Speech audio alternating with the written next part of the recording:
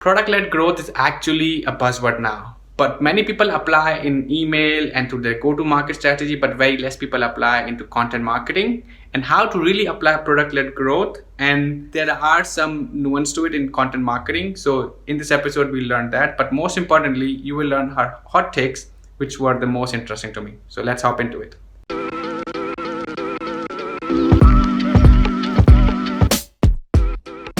So how does it feel like to be famous, by the way, Amanda? Oh my gosh, it is hilarious, and no one is more surprised than I am. I mean, I don't think that I am. It's like a small slice of niche fame, right? It's still a fame, right? You know, maybe people will recognize you on the.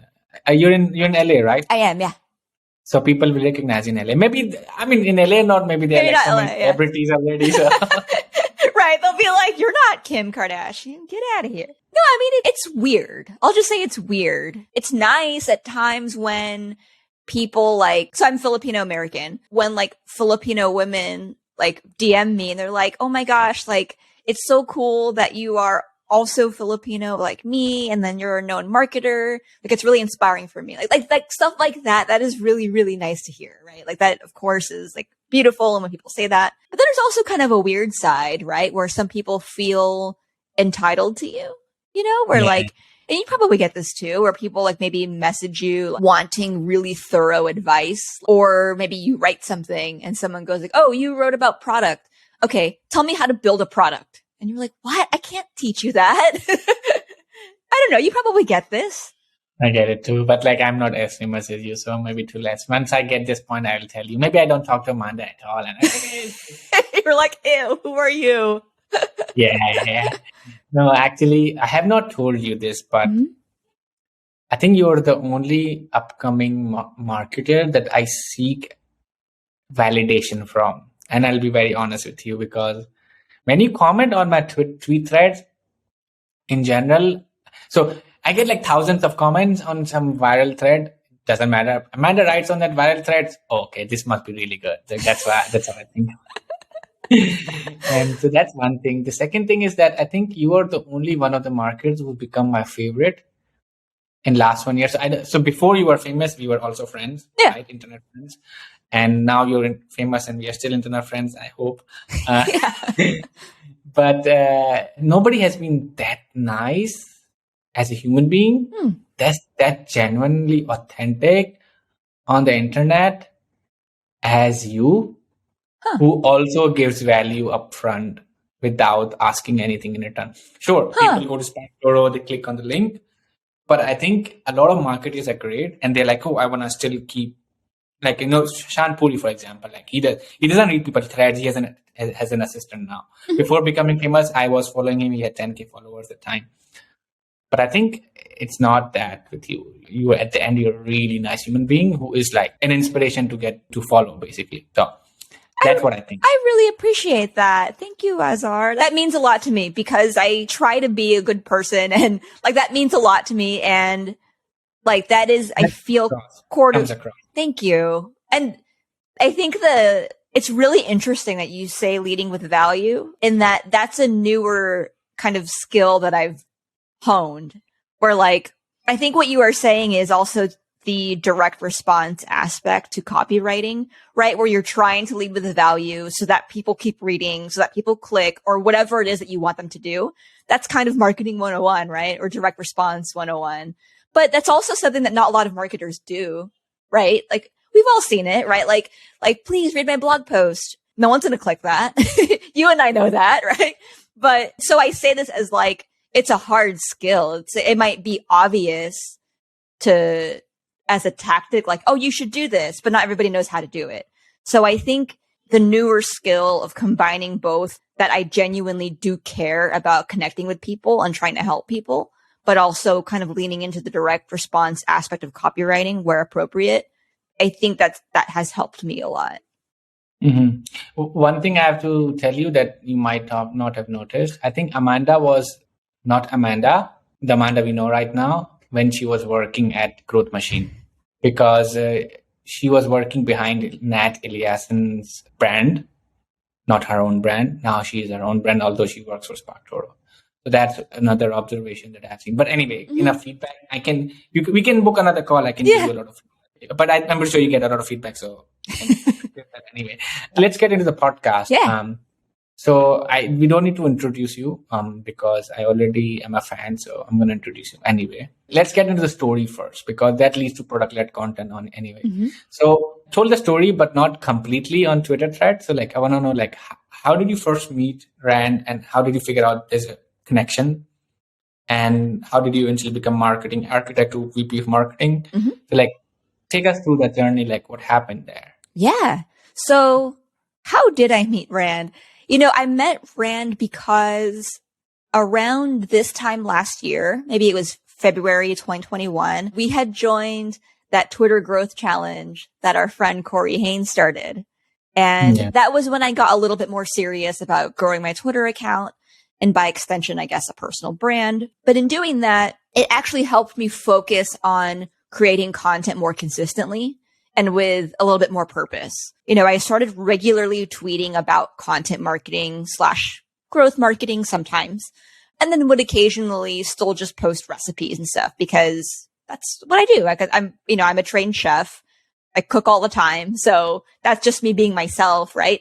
So I would post regularly, it was once or twice a day. And then our other friend, Ramley John, I think he had Rand on his podcast. I forgot what the interaction was. But anyway, he shared a recipe that I created with Rand.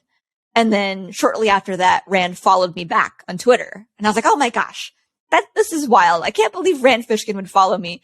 And I think you were in the group DM. I had a group DM with friends. You and Ramley and other friends were like, oh, you should totally message him. And I was like, that's so embarrassing. I would never message Rand.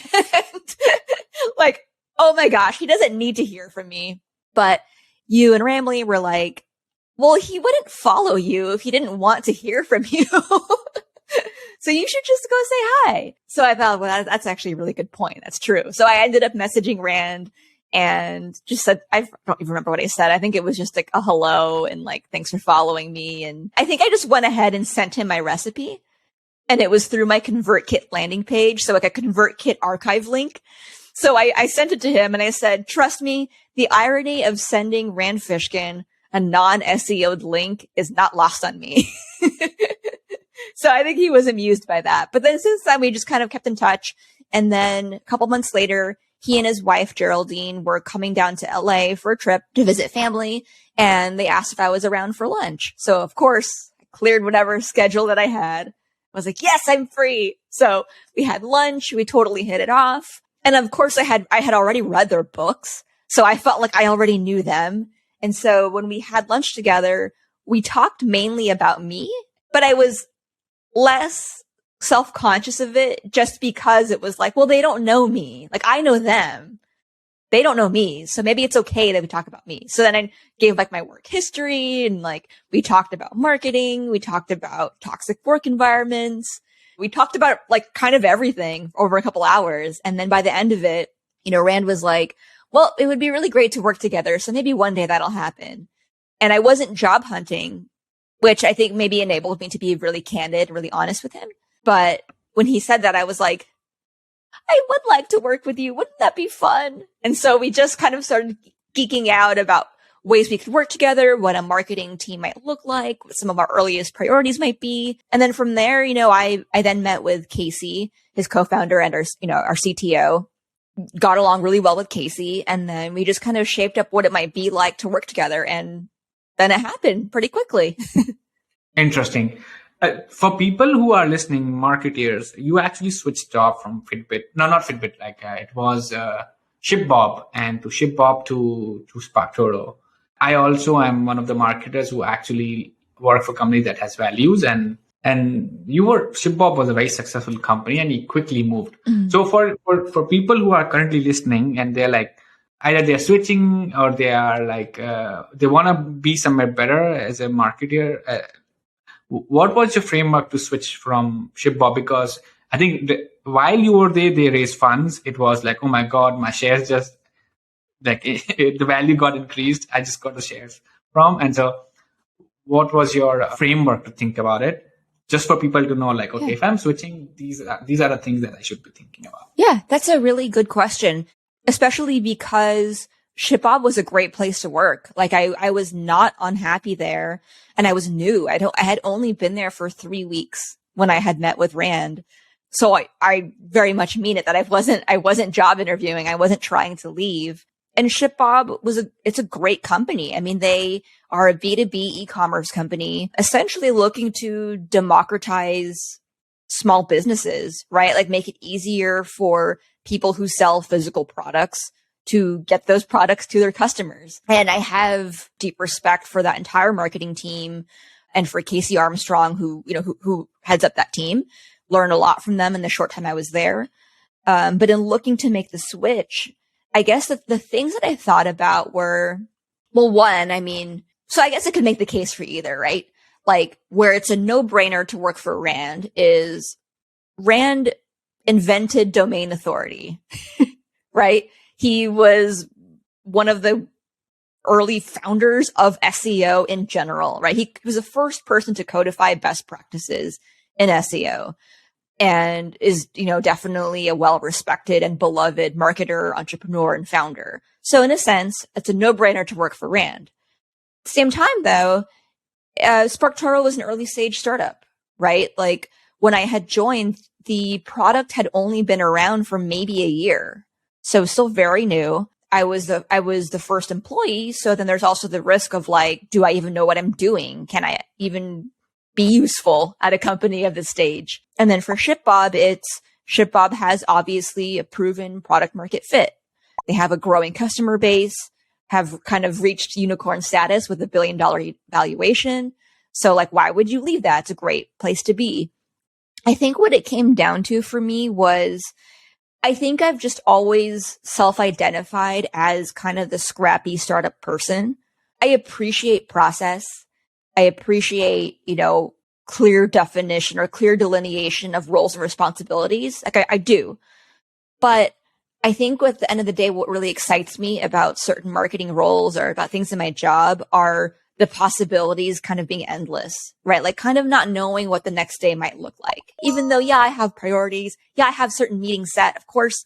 But sometimes like that's what you get with like a true early stage startup is not really knowing what's going to happen. So there was that. And then it was also just that Sparktoro as a product is already very aligned with my core values as a marketer, which is marketing to people where they already are, finding people's sources of influence, thinking outside the box of the Facebook, Google duopoly, and just trying to create high quality content based on what is truly valuable to our customers, to our audience.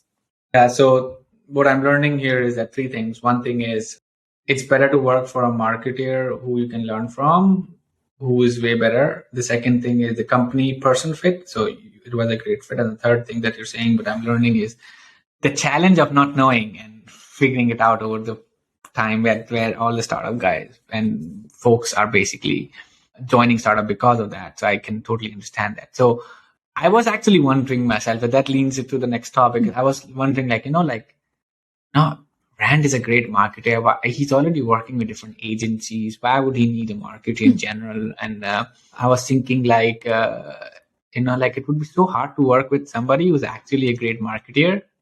Just for you, I'm pretty sure you must have also felt the imposter syndrome. Like, oh man, this guy is the best marketer I know, and so I'm gonna work for him. So we are not still into the product-led content story, but I still want to know just a curious question to briefly answer, how did you fix that? Yeah. I mean, it's true, right? From the moment, when he followed me back on Twitter, I was like, why is he following me? And then once we had lunch, I'm like, why does he want to have lunch with me? And then why does he want to hire me? I had all those questions, right? I think one thing is Rand and I have very different backgrounds and experiences, right? We have a lot in common, but we're also very different people. He can never know what it's like to be a woman of color in a growing tech scene. He can't know what that's like. So I think understanding our differences has helped me kind of stave off that imposter syndrome feelings, because it makes me more confident that part of the reason he hired me, or maybe the reason he hired me, was because we are different, have different lived experiences, different backgrounds. So we know that we can always learn from each other. That is a big part of it. Okay, so let's get into the story. I'm pretty sure people are like, okay, this guy has a headline talking about product-led content stories, and there's no story yet. So let's get into that. I know, like Rand initially said, like, oh, I have a 20,000 email list who were in my newsletter, was listening. The product immediately got a initial kickoff, and I actually, before you joining Sparktoro, I was working with Sparktoro as a vendor for user pilot. When you thought about product-led onboarding, I already helped Casey with a couple of cases already. And like, he didn't use it, like, it didn't make sense totally. And it totally makes sense. Why? Because it's such an easy platform to figure out. You don't need something on top of it. But what I'm very curious is, like, I think what I know is that, like, Rand quickly got to close to 1 million in ARR. That's something he publicly said somewhere. And then what happened? So why did he hire you? Like, he was already doing a lot of product-led content himself. He writes blog related to Sparktoro, unrelated to Sparktoro. So, like, tell us a story about that. Yeah. I joined before we hit 1 million ARR. And when I joined, some of the earliest priorities were, how can we better educate our users on getting the most out of Sparktoro? And one thing that Rand already wanted to do was some kind of ongoing event series. So our Sparktoro office hours. That was sort of my first project in joining Sparktoro, was setting up this ongoing event series, seeding it with the early content, and kind of designing the overall experience for our users. And once I have marching orders like this, I'm really good at being scrappy about doing more with that. So in doing that, we ended up, I guess, architecting a content strategy that was basically mini marketing masterclasses of, like, you know, these hour-long sessions of how to do cold outreach, how to do influence marketing, how to do better informed messaging. Like, right, these are things that marketers in general need to do at some point. And we did these sessions with, you know, like the advice of how to do something, but then designed it in such a way that it would be, but it's better to do it with Sparktoro. Like, it's easier, it's more efficient, it's more accurate, whatever it is, through using Sparktoro. So that sort of became the overall strategy with our events.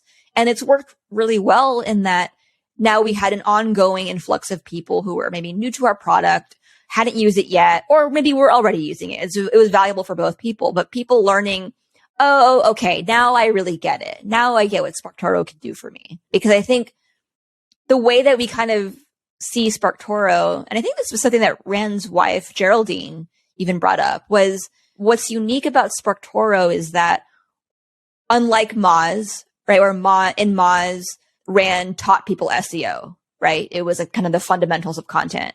For Sparktoro, it's more of like, you're already a chef. We're opening up the pantry and here are all the ingredients. We trust that you know what to do with this, right? So we're not really teaching people how to do content. We're helping people do better marketing that they already know how to do. Got it. Yeah. So I did not make a connection at all personally, like as a user, until you started running those webinars. Okay. So this is how you run it. And a lot of people later on came back to me after those webinars. Hey, you can actually use Sparktoro for podcasts, reach out and like see, did not make a connection myself already. So I can clearly tell you this is like, now I connect. But was it all rosy, or did you had some bumpers along the way, a challenge that you were facing, and like what was eventually the result of it?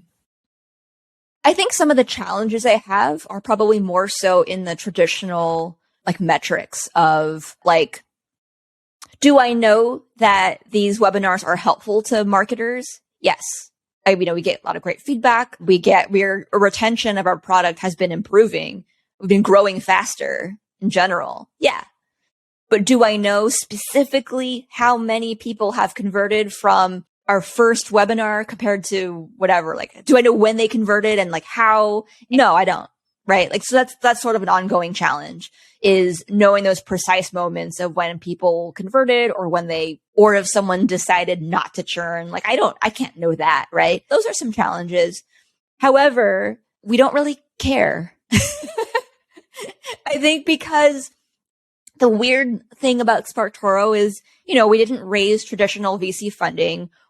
We care about growth, absolutely, but we're not we're not working like gun to our heads, like, shoot, we better get to, 1.5 million ARR by this date or else, this happens. It's sort of, we're able to focus on how can we build a sustainable business that's growing, that is healthy, that is helping people. So we're able to look at things more holistically. And as a result, I think we're able to make better decisions, and decisions that are based on long-term health, not based on sticking a Band-Aid on a current situation so that something doesn't break. I've read the book of Rand, and one thing that Rand actually, this is the argument that I already give to my CEO. Like, before Growth Marketing Stories, Rand's book was my reference. Whenever he said, like, whoever came through content, through Moz, the retention rate was higher. And whoever didn't come through content and directly was like a direct sale, the retention rate was lower. So that's like the one argument that I give to my founders, like, hey, like, this guy has written a book, he's gone through it. Now we cannot do the attribution, but like, trust me, this is how it works. So I can understand that. And I can relate to the attribution part. But I actually stole the entire idea from you as well. Good. So I took the public hours and read it for Synthesis, because everybody is, since it's popular, just like you are in Twitterverse, and but like, people still don't know, like, what games are we playing, what do we really solve. They don't know founders. So I ran a couple of webinars, and the way I fixed the attribution that may be useful to you as well is like, the privilege to work VC back or investor back companies, like, you have a data analyst in the team. So we did was like, I downloaded all the webinar attendees. I downloaded all the customers after the webinar I ran, and just said, okay, how many people who came to the webinar or registered for the webinar became a customer? Mm-hmm. So there is no direct correlation, but at least there's some correlation. And that was just good enough to keep running it. So now we just doubled down on the webinar. Like, now we're running for the prospects, for the wait list, for the customers, like, just like more education in general, more education, because more education means more trust, more use of the product. So it just made sense to like keep doubling down. So that's how I solved it. Yeah. Maybe perhaps helped you as well. Yeah. I need to do better at like pulling these reports more often. But what I'm also hearing from you, and this is we, both of us, are not differentiating our webinars based on, this is only for prospects, or, this is only for customers. It's sort of for everybody. I mean, the idea being, well, like, obviously you're here because you care about, in some way, about what we do, / you want to learn more, / you want to better understand. And I think it works really well for us because we are in categories that we are creating, essentially. Obviously, I don't know your space that well, but I mean, I can't think of a direct competitor to Synthesis. I know that there are. We don't have. Yeah, you don't, right? You have adjacent, there are other people in the education for kids space. But that doesn't mean it's competitors. They're just, yeah. You have no direct competitor. Yeah. So I have the same problem that you have, right? So you are creating a category, and we're creating a category. And when you create a category, nobody's searching for you. So there's no search. Exactly. And so like, nobody's searching for you means nobody's converting. But the way to run was through webinars and through the social media. So talk to me about product-led content a little. Like, what was your idea and how marketers can apply the same approach to their businesses? Yeah. So I guess this may be helpful or not at all helpful for your listeners. Product-led content wasn't something that I formally studied or like truly analyzed. It was sort of an intuitive way for me to do marketing for Sparktoro. So it wasn't until you and I were going to sit down to talk that I thought a little bit more deliberately about it and some different frameworks that can apply for product-led content. And by the way, I'm not implying that I invented it because I did not. It was just something that I kind of intuitively gravitated towards. And so the way I think about it is I think that there are 3 ways to think about product-led content. I think in the first way, one, it is, what is a problem your customer has? How do you solve it? And how does your product fit into this? So I think this works for category creators like Synthesis and like Sparktoro, where you are presenting a common problem maybe, and then presenting a solution in general, like in general, how can someone do cold outreach in general, right? Theoretically, you don't need any tools to do that. But then at the end, ideally, how does your product fit into it? How does your product make the thing easier? How does it make it more efficient or more accurate, whatever that is? The second version, or the second way to think about product-led content, is what problem can your customer solve with your product? So I think this works really well when there is a known space, or maybe the product is more mature and already has like beloved fans. So Zapier does this really well. So Zapier, I mean, they're a category creator, right? They created automations, but at this point, right, they've developed a massive customer base and following. And so it makes sense for them to create content that is how to use Zapier to do X, Y, and Z. And then the third approach is, what is your unique approach to solving a problem, or what is your point of view? So I think this works well when your product is a service. So something like, so agencies can do this really well. We know Animals does this really, really well, right? A lot of their content is really just their point of view on how content marketing should be or what it could be. And it's useful to anybody at any level. And where it helps Animals is then it gives you, the reader, a sense of what it might be like to work with animals. And when I was at Growth Machine, a competitor, I shrug and say a competitor in that, like, content agencies, it's a very big space, right? Everyone can play in that space. At Growth Machine, that was also how I had approached the content. It was basically like, what can I say that is our point of view on how something should be done, / that reflects what it's like to work with us if you were to hire us. So that's how I think about product-led content. One framework that I would add to it is not even what problem they have now, but like what problem they will have in future. That's what I'm thinking right now. So I'm thinking, how can I educate a lot of people at one point in time to have unlimited demand?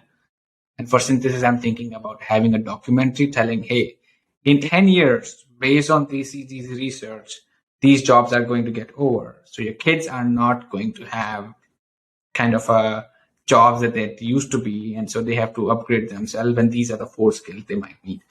So this is the 4th one, I think. And I want to run a Netflix documentary on it. Like, I think I'm already thinking about it. Maybe we do it, maybe we don't. But problem they will have in future is something that might not solve your immediate conversion problems, but that will actually prepare the person when they have a problem, when to look at it. Yeah. So that's like the 4th one that I would add as somebody who's already thinking about content all the time. I love that. I think that's great. I think it's also really good for when you've already been doing a lot of the previous stuff. I would say previous stuff, like when you've been already doing the pain point sort of content for a while, like what comes next? And that's a great point. And I think it's also a great way to think about content that drives retention too. So if somebody has grown with your product for like a year or two, what needs are they going to have later on? And how can you be part of that journey later on? Cool. So eventually you did the product-led content for you, and you gave some numbers that were really interesting for people to know if it was a success or not. Like, so you want to share that? What were the numbers? I'm forgetting now. 1,400 signups per webinar, 40,000 subscribers, 25% open rate, something like that. Mm-hmm. And I don't remember, but like if you don't have anything, any retention metric that increased, because ultimately for me, content is all about retention. So did you see that increase? And you have a real anecdote in front of me. Like now I understand Sparktoro better, although I have not attended all the webinars there. So anything else that can that? So let's see. Something else we can talk about too is our twice a month newsletter, which, I have to queue it up today for tomorrow's send. So we have a newsletter that we call the Audience Research Newsletter. And this is sort of like an extension of the office hours, right? Where it includes content that, well, the way I see it is this is content that helps anybody with their marketing strategy. Some of it includes Sparktoro advice. Not all of it is. Sometimes it's kind of just, here's a better way to think about your influencer marketing or whatever it might be, right? We'll also have some links to other blog posts or really helpful tweets or threads and, a true like newsletter digest. And the idea is that you can read it in 8 minutes or less. Usually it's about 5 minutes of reading, and you can get the value just from that newsletter. You don't have to click out unless you want to. When we launched this newsletter, the open rates were relatively low. They were, I think they were around like 18 to 20%, relatively low. But I think we launched it with like around 40,000 subscribers. So, large subscriber base, relatively low open rate. So something I did was I introduced the newsletter at the top. I had an intro. Here's what this newsletter is. Here's what you can expect. Here's how often you'll get it. And also, if you don't want this newsletter, please unsubscribe. Like, I was very upfront about you can unsubscribe immediately. If you want, you can change your mind and rejoin, but here is the unsubscribe button. And I had this at the top of the newsletter, front and center, for the first, I think 3 sends. I think by the third time, somebody wrote into us, I replied and said, I love your newsletter. Thank you for writing this. But I have to tell you, please stop doing this. Please stop saying unsubscribe, because people are going to unsubscribe. And I don't want that for you. Like, I want your newsletter to grow. Like, don't do this anymore. Which was a very, very kind email. I think I replied, and the way I see it is, I hate spam. Like, I don't like it, and I don't like getting content that I don't want. And I'm going to apply that to my customers or to my readers. Like, I want to make it easy for them to opt out if they don't want it. Mm-hmm. Cool. If you get this newsletter and you're like, what is this? Get it out of here. Great.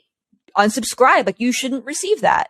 And I did this with the belief of no, because I want to have engaged readers. I want people to read this because they want it, not people who are opening it by accident. So after doing this a couple times, I think by the 4th time, we always have the unsubscribe button at the bottom of the email. But after that, I just kind of mixed it up, right? Like, maybe the 6th time I sent it, I think I had the unsubscribe front and center again. But over time, this has led to open rates that are much higher now. Now it's around 25%. In some instances, it's been closer to 30% too. So I think this is a good example too of when you're not focused on hyper growth and you're focused on healthy growth, you can do stuff like this. You can do the please unsubscribe if you don't want this. So I think I responded to the email when it came from you, mm-hmm. and I said finally there is a good newsletter structure. Because Rand was, I love the guy, I love his content marketing, but I think there was a more thought to it when you started sending. And there was a structure. There are 3-4 things that you can learn. It was 3-2-1 format kind of thing. And so I personally loved it, because now I have more, I'm getting more value out of it. I know about cold outreach. I know about influencer marketing, but now I'm getting more value out of it. So I personally loved it. And this makes a great story for my clip, actually, what you just said. Oh, good. Let's get into a couple of questions that I generally ask. Usually I don't ask, but I think with you, it will be interesting. What have you recently changed your mind about? Ooh, what have I recently? Okay. Mm-hmm. I'm still working on this. It's a spiky take, but it's been percolating in the back of my mind. I don't like A/B testing anymore. Okay. Not always. I do think it's important at times, but I think when it's easy to A/B test, right? When you can, maybe it's an email that you're sending. Super easy to A/B test 2 different subject lines, right? It's kind of a no-brainer. But sometimes it's harder to set up A/B testing. If you're testing a couple landing pages, that's something that's more dynamic, that maybe is harder to set up. So, I think you have to lay some ground rules for yourself for what you choose to A/B test. But where I don't like A/B testing is I think sometimes marketers get into the habit of being oh, we got to be data driven. We got to A/B test everything. And I get that. But I think at some point you have to just have conviction in what you are doing, and you have to just know what you stand for and what you just refuse to do, right? I think it's important or valuable to test A/B test subject lines, something that communicates a sense of urgency or something that communicates value, right? Maybe it's last chance versus 50% off. That makes sense to me. But when you're A/B testing things oh, what if we use an emoji at the beginning versus the end? What if we test, lowercasing my name, but then uppercasing? That's the stuff that's look, you need to just make a decision. If a customer converts because of an emoji, if that's what you think, that's not what they did. I think they happened to convert because of the emoji, but they really converted for a different reason, which was some kind of value they didn't see before. That's where I think people are spinning their wheels. And maybe a year ago or so, I would have been more bullish on A/B testing. Now I'm a little bit more like, no, make a decision. Go with that smarter decision that is founded on a sound strategy, and then A/B test what's important, not arbitrary stuff. You want to know my opinion? Yes. I think you're totally right, but I still have to run it. Yeah. One thing is for the defensive strategy, like the CEO says this is going to be happening. I said, no. Let me tell you there's another way, and I'll do A/B test. The worst part is that when I do A/B test, the result is not significant enough. And that's where I'm saying, okay, did I need to run this A/B test? So we recently ran our standard homepage copy versus an amazing copy. And I'm going to share it after the podcast with you, and you will see the difference. Yeah. But the amazing copy did not win. The poetic, ogilvy, clear copy did not win. And then I'm scratching my head. Why did I run hundreds of experiments as a growth marketer all time. And this was something like I done another A/B test where I said, okay, you know what? I want the shitty background to be away, and we'll just run without any background because that was increasing the page speed. Ran the page speed test with low speed and versus high speed. The one which was loading 21 seconds was still converting higher. So what was the point of running an A/B test? I should have just run with my gut feeling, which was basically run it and then forget about that other 0.1% that is actually not making difference. So, but sometimes I just run it as a defensive strategy because okay, we did this and this is the result. Let's change it because now I want you to change it. Previously, I couldn't tell you to change it. So now it's changed. So that's where I run the A/B test on it. But you're totally right. The second thing is that the second question for you is who's an underrated upcoming marketer you started to respect? Ooh. Let's see. I'm going to say, we've been friends for a while. I can't say the host, right? I'm going to say my friend Chantal Marcel. Oh, yeah. She's amazing. Yeah. But she's a friend that I've only gotten to meet in the past year or less. And I think what she is writing, about copywriting, advertising, digital marketing, I feel like I learned so much from her. And I think she does a really interesting and good job of kind of weaving in some of the history with what it means today. The history of maybe a campaign. I think it was she did a hair dye one, Clairol from the 1950s or 60s, and then kind of explain the cultural relevance of that in the moment. Why was that significant at the time? And then kind of what it means today. I think she does a really good job of that. And yeah, she's great. And you recently started doing LinkedIn organic marketing as well, posting on LinkedIn. How's that coming out for you? Do you still love Twitter more than LinkedIn? Personally, I like Twitter more than LinkedIn, but what I'll say is I think LinkedIn is probably more important to be on, right? Because it's the only social network where everyone's job, title, and function. You have to be there and any marketer or salesperson has to be there. It's important. Where I think LinkedIn is, I'll put in air quotes, easier is, and this is a good thing, is everyone has a LinkedIn network. When you join LinkedIn, you link with your friends or former colleagues. Everyone has a built-in network that translates online. However, for Twitter, you start from scratch, right? You follow friends. Well, I'll speak for myself. My real life friends, who I knew before work, whatever, none of them are on Twitter. Right. So it's harder to start on Twitter because you're starting from scratch.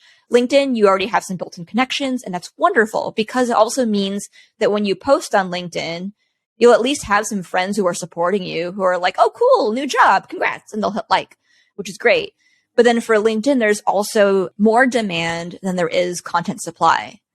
So you get served up content that's a week old at times, sometimes 2 weeks old. That doesn't really happen on Twitter. Right. On Twitter, the shelf life of content tends to be a couple days. And then if you have a viral thread or viral tweet, which is harder to accomplish, right, that can live on longer or it gets a revival. But that's rare. I feel for LinkedIn, even when you have a small network, you have a higher chance or a higher probability of content that kind of takes off. Right. You can have successful content on LinkedIn that gets 20 likes, and that's great. That is not 1,000 likes, but it can still reach really great results for you. The other thing I'll say is we promote our Sparktoro office hours on both LinkedIn and Twitter. And the signups we get from LinkedIn are so much higher compared to Twitter. On Twitter, I can get lucky, and it's a combination of luck and skill, but it's ultimately luck. I can create a viral thread that gets like 2,000 likes and hundreds of retweets, but that'll result in maybe 60 signups for office hours. On LinkedIn, I can post what is essentially, here's a valuable piece of advice on marketing. By the way, we have office hours. Sign up below. That will get 100 signups. And that might only get like 30 or 50 likes and no shares. So, yeah. Makes sense. So, I mean, we are over time, but I just would love to have some rapid fire. And this is not something that you're actually expecting. So you can completely scrape if it doesn't work. Okay. Which is, okay. Are you ready? Yes. Okay. You have to choose between one of them. Okay. Don't have to tell your reasoning. Just choose. Okay? Russell Brunson or Neil Patel? I don't know Russell Branson, so him. Okay. Dave Gerhardt or Neil Patel? Dave Gerhardt. Julian or Sahil Bloom? Julian. Content Marketing Institute or Marketing Prof? Marketing Profs. Okay. That's all from us. That was fun. This is Growth Marketing Story with your host, and he goes by Isaac Shah. Come learn from the mindset of growth marketers. This is Growth Marketing Story with your host, and he